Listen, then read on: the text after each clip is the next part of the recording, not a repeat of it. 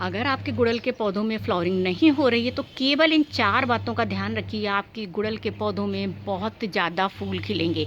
छोटे से पॉट में लगे हुए हमारे ये गुड़हल के पौधे, इसमें कई कई फूल खिलते हैं रोज़।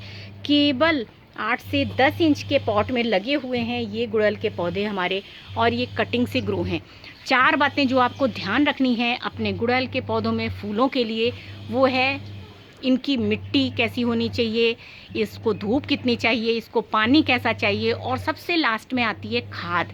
खाद जिसमें कि आपको सबसे ज़्यादा ध्यान देना है कौन सा पोषक तत्व इसको पसंद है और कौन सा पोषक तत्व इसको कम पसंद है, जिसकी मात्रा खाद में कम होनी चाहिए। अगर उसकी मात्रा आप बढ़ा देते हैं तब भी पौधा फूल खिलाना रोक देता है और गुड़हल के पौधे में फ्लावरिंग रुक जाती है। गुड़हल का पौधा परमानेंट पौधा है। ये 2 तरीके का होता है, देसी और हाइब्रिड।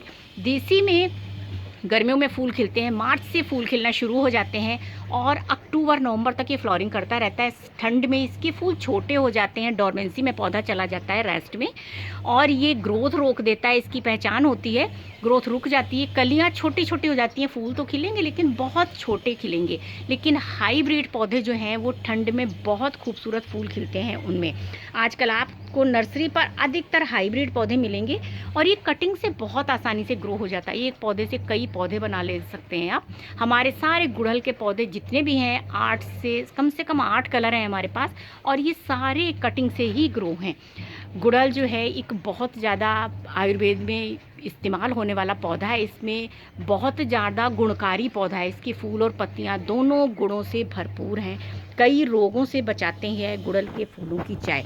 देखिए, आप सबसे पहले इसको जो मिट्टी पसंद है वो बिल्कुल भुरभुरी रेतीली मिट्टी होनी चाहिए। गुड़हल के लिए बिल्कुल आप रेतीली भुरभुरी मिट्टी बनाइए, जिसमें कि आप मिट्टी जो गार्डन सॉयल होती है वो बर्मी कंपोस्ट, मोटी रेत, और अगर चाहें तो उसमें चावल की जो धान की भूसी होती है आप उसको मिक्स कर सकते हैं, जिससे कि मिट्टी हमारी बहुत भुरभुरी बनेगी। और आप उसमें जैसे ही पानी डालेंगे वो बिल्कुल बाहर निकल जाएगा, तुरंत ही बाहर निकल जाएगा। इसको मिट्टी में पानी रुका हुआ पसंद नहीं है।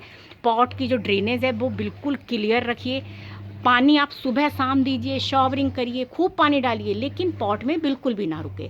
उसके अलावा धूप इसको कम से कम 6 घंटे की धूप चाहिए। अगर आपके गुड़हल के कोई भी पौधा हो, चाहे देसी हो चाहे हाइब्रिड हो, अगर आप इनको 6 घंटे की धूप देते हैं तो पौधा जो है आपका बहुत फूल खिलाएगा, खूब फूल खिलेंगे। देखिए, सारी टिप्स पर कलियां बनी पड़ी और एक भी आपको कहीं पेस्ट भी नहीं दिखाई देगा। जब पौधा हेल्दी होगा तो पेस्ट अटैक बिल्कुल भी नहीं करता है।